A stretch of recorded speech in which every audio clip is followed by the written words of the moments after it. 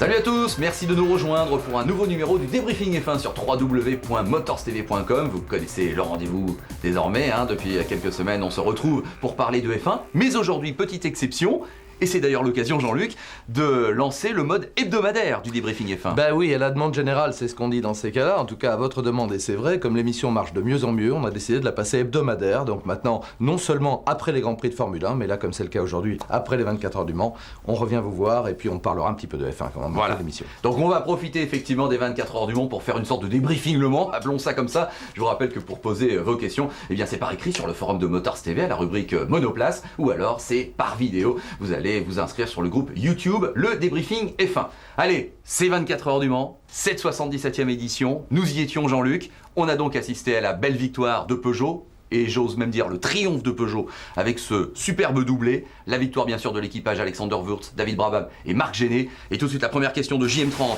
la victoire de Peugeot avec la 908 est-elle aussi marquante que les autres succès français, Matra, Renault et Peugeot 905 ? Alors, c'est toujours difficile de voyager dans le temps, c'est la discussion à non plus finir, notamment concernant la Formule 1, est-ce que tel pilote est meilleur que tel autre, est-ce que là aussi cette victoire est plus mythique que les autres?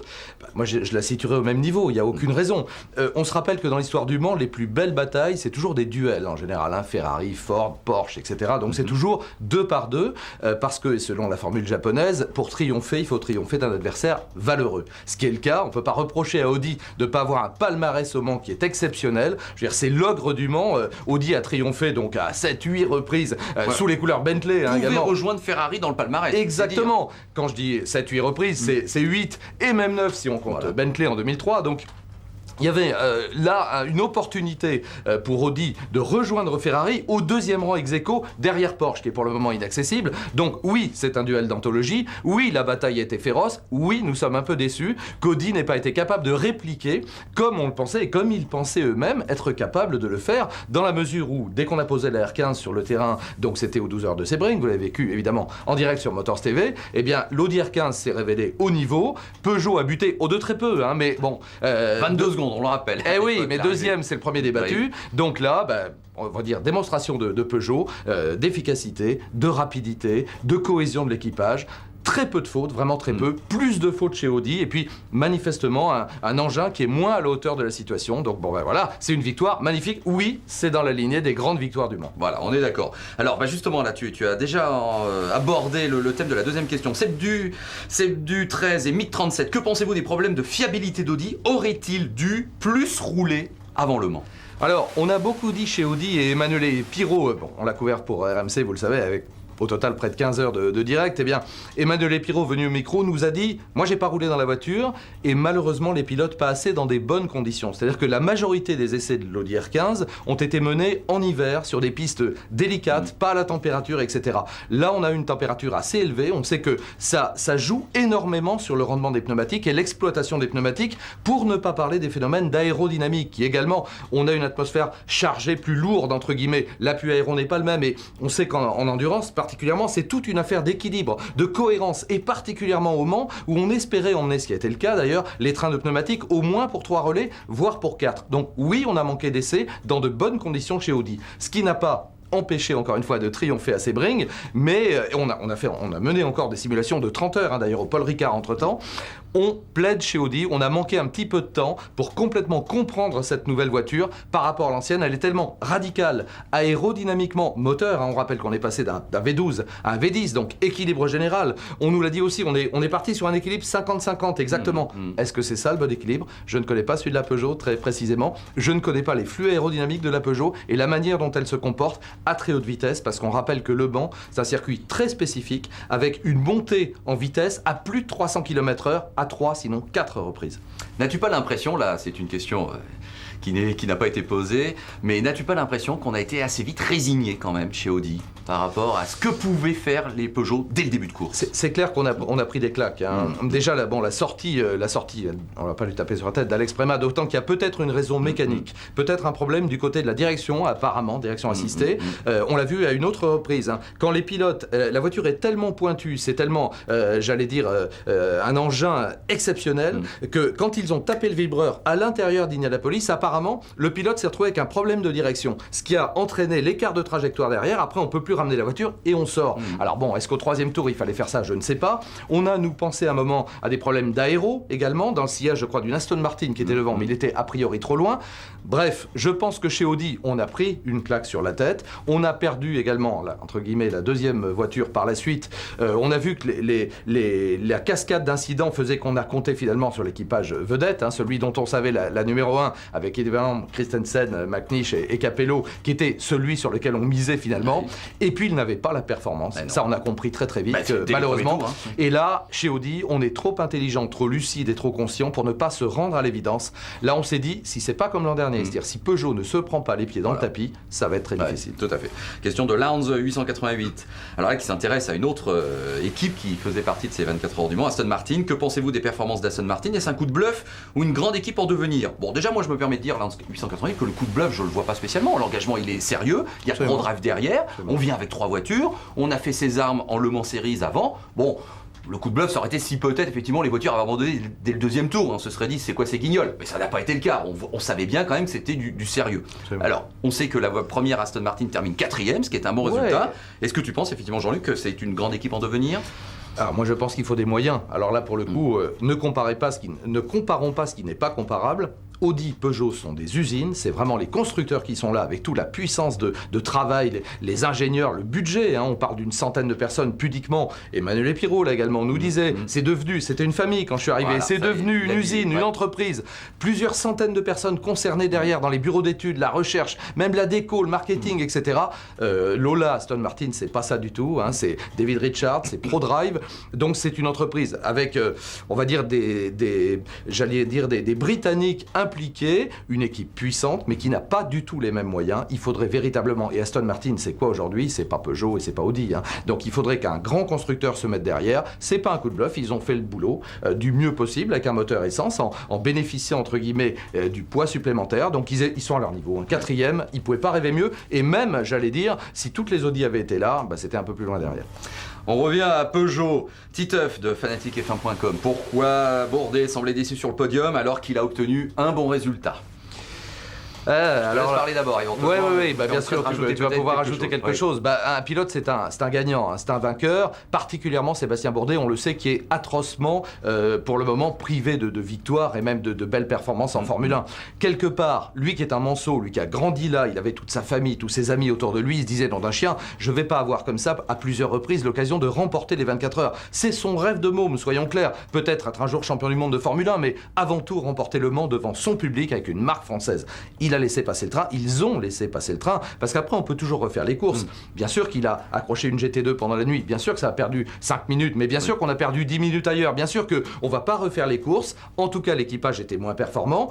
Nous on a observé qu'ils ont essayé de revenir sur les premiers, on a laissé jouer le jeu à notre avis jusqu'à la matinée, et puis à un moment on a bien compris qu'on a dit bon maintenant les gars, vous avez assez joué, il y en a une qui peut casser à force de tirer dessus, et l'autre peut sortir à force de se méfier de ceux qui reviennent derrière. On est chez Peugeot, on a le doublé dans la main, on le garde. Donc Bourdais était déçu que la chance ne soit pas venue vers eux, parce que malgré le talent, malgré la compétence, malgré les efforts, il en faut pour gagner au Mans, il en faut plus que les autres. Alors je me permets juste de rajouter que Sébastien Bourdais était déçu, mais quand on voit bien les images, Franck Montagny et Stéphane Sarrazin sont aussi déçus que lui et ont aussi le masque sur le podium. Hein. Je peux vous dire, ce sont des compétiteurs, ils veulent gagner. La 2e place est sans doute la pire. Et je me souviens qu'en 2001, Laurent Aiello, notre ami Laurent Aiello, qui a toujours été d'un esprit formidable en course automobile, il était passé chez Audi aussi. Il avait terminé 2e sur le podium du Mans. Je peux vous dire que là aussi, il faisait la gueule, si vous me permettez l'expression. C'est la plus mauvaise place. Laurent Aiello m'a toujours dit, je ne la supporte pas cette 2e place, elle me restera en travers de la gorge toute ma carrière. Voilà. Et quand on a croisé dans le paddock, pour tout vous dire, Nicolas Minassian un petit peu après la course, il disait, moi je préfère être à ma place 7e parce que j'ai assez vite compris que, hélas, à la régulière, je pourrais pas gagner, qu'être à la place de Stéphane, Nicolas et Franck. Et ils étaient là, hein, Stéphane Sarrazin était là et Franck Montagny. Donc il faut leur accorder ce droit, en quelque sorte, d'être déçus, même si tous publiquement ont été professionnels et ont dit que c'était une magnifique victoire pour Peugeot. Donc il n'y a pas débat, je crois. Denis Bourrier, notre ami Denis, avec cette édition, que l'on salue. Voilà, après cette édition des 24 heures du Mans, que penser des équivalences décidées par l'ACO? Là, toujours un moteur diesel qui a gagné. Rappelons que Peugeot effectivement a fait triompher de nouveau le diesel au Mans. Alors comparons ce qui est comparable. C'est-à-dire que là, encore une fois, on a 2 usines qui travaillent sur des moteurs diesel et puis on a des privés aussi éclairés que peuvent l'être Oreca, Duc de Chonac, ou bien évidemment Pescarolo, ou bien évidemment Lola Aston Martin. On n'a pas du tout les mêmes moyens. D'ailleurs, du côté de chez Audi et de chez Peugeot, et même du côté de la CO, on dit le jour où une véritable usine, Porsche, pour ne pas les nommer, misera sur un moteur à essence et développera un moteur à essence et une voiture qui va avec, ils seront aussi rapides que nous. Ça, c'est ce qu'on prétend. Maintenant, il y a une réunion qui est prévue assez rapidement. Oui, là, dans cette deuxième quinzaine de jours. Entre les constructeurs et impliqués, donc, et la CO, de manière à revoir un petit peu les équivalences. C'est vrai que c'était dommage, bon, Audi et Peugeot s'en sont plaints, un petit peu au dernier moment, de leur remettre 30 kilos comme ça. C'est comme, vous êtes en train de courir, on vous remet un sac à dos parce que, tiens, tu vas trop vite, on t'enlève une godasse en disant, tu vas courir un peu moins vite. Et surtout, au dernier moment, c'est pas très sympa, c'est pas très logique. Donc, redonnons de la sérénité à une discipline qui en a besoin, qui a besoin des constructeurs, et puis, ma foi, au moment où il y a autant de problèmes en Formule 1, ça peut germer dans l'idée de certains que de se dire, ça coûte moins cher, après tout, c'est une super exposition médiatique, et puis Le Mans, ça reste voilà. là. Et écoute, tu fais la transition tout seul, mais elle est excellente. Avec Chita qui nous pose la question, est-ce possible que Ferrari revienne en endurance l'année prochaine ? Et on sait bien que la situation de Ferrari, elle est liée à la situation actuelle en Formule 1. Donc là, on va vraiment aborder de nouveau notre page F1 dans ce débriefing F1. Bon, Luca Di Montezemolo, le président de Ferrari, était au Mans, c'est lui qui a donné le départ. Il y a quand même ce bras de fer qui continue entre la FIA, les constructeurs et notamment Ferrari qui a été inscrit de manière un peu automatique. Ferrari dit non, ça va pas se passer comme ça. Bon, alors qu'est-ce que tu en penses ? La crise est-elle énorme ? Ferrari peut-elle venir en endurance ? Peut-elle quitter la F1 ? Bon, c'est un peu le rêve de tout le monde que Ferrari revienne au Mans, naturellement. C'est une marque qui a tellement marqué, c'est le cas de le dire, une période. On se rappelle de ces duels Ferrari-Ford extraordinaires dans les années 60 et même 50. Bon, on aimerait que Ferrari revienne. Maintenant, c'est un engagement tellement important. Ferrari, malgré tout, ça fait partie du groupe Fiat. On doit compter ses sous. On ne peut pas être présent sur tous les fronts. Alors maintenant, Ferrari, quitter la Formule 1. Luca Di Montezemolo a dit également... Ferrari fait partie de l'histoire de la Formule 1, la Formule 1 fait partie de l'histoire de Ferrari. Donc je crois que tout est dit. Dans l'état actuel de la situation, même si on est dans un conflit très dur, même si, comme une partie de poker, j'aime bien cette image, on connaît son jeu, on a l'adversaire en face et on bluffe. Seul soi-même, on sait le jeu qu'on a. Ferrari a beau jeu de dire si c'est comme ça, nous on quitte la Formule 1. Je crois que ça n'est pas possible, en tout cas pas à court terme. Ferrari et la FIA sont condamnés à trouver un compromis, même si c'est pas le meilleur ou le moins mauvais possible. Alors Ferrari au Mans, j'espère qu'on le reverra un jour, avec la capacité de gagner. Je dirais que Ferrari est présent. Ferrari a gagné au Mans en GT2. Voilà. Donc, voilà, la réponse elle est là. Un appui, on le sait, bien sûr, les grandes équipes Ferrari engagées en endurance, pour la F430, il y a des appuis. Ferrari n'est pas parti du Mans et il y avait d'ailleurs un combat Ferrari-Porsche, un tout petit peu arbitré par Aston Martin, remporté au labin par Ferrari. Voilà. Tout à fait. Alors le Grand Prix de Grande-Bretagne, c'est dimanche prochain, ça se passe à Silverstone. On va pas rentrer d'ailleurs dans les querelles de clochers. Il y en a aussi en Grande-Bretagne, Silverstone, Donington, croyez-moi, c'est pas simple. Alors j'ai envie de te poser la question qui me semble évidente. Button, large leader du championnat, va jouer à domicile. Est-ce que donc tu penses que sa belle série va continuer ? En toute logique, oui, on pourrait essayer de jouer la grosse cote, mais oui, je vois pas pourquoi. Dans la mesure où Brown a démontré maintenant sur tous les types de terrains, tous les types de circuits, sa compétence, sa technologie, son osmose, enfin bref, il n'a fallu qu'à des conditions, un très mauvais départ de Barrichello, qu'il ne brille pas comme il aurait dû le briller en Turquie. Je crois que Button, il est au sommet de la trajectoire. Là, il est serein, il est passé par tous les stades, il est mûr dans le bon sens du terme, il maîtrise son sujet, c'est le patron, quoi. C'est le patron partout. Je vois pas comment, et je lui souhaite de tout cœur, parce que triompher à Silverstone après ce qu'il a subi, après avoir entendu ce qu'il a entendu il y a encore un an, où c'était Lewis Hamilton qui était la nouvelle coqueluche de la Grande-Bretagne, je sais pas, je parle pas de fièvre afteuse ou de la coqueluche britannique, c'est-à-dire en sport mécanique qu'elle se répand. Donc moi je souhaite à Button, qui est un mec extrêmement sympa, de connaître le succès à Silverstone devant son public. Je ne vois pas pourquoi il ne le remporterait pas. Maintenant, on continue, ça c'est la belle histoire, on continue à travailler ailleurs. On a vu quand même, alors je me suis lourdement planté pour McLaren, je ne vous en parlerai pas cette fois-ci, mais j'ai pensé qu'en Turquie, ils allaient être mieux que ça.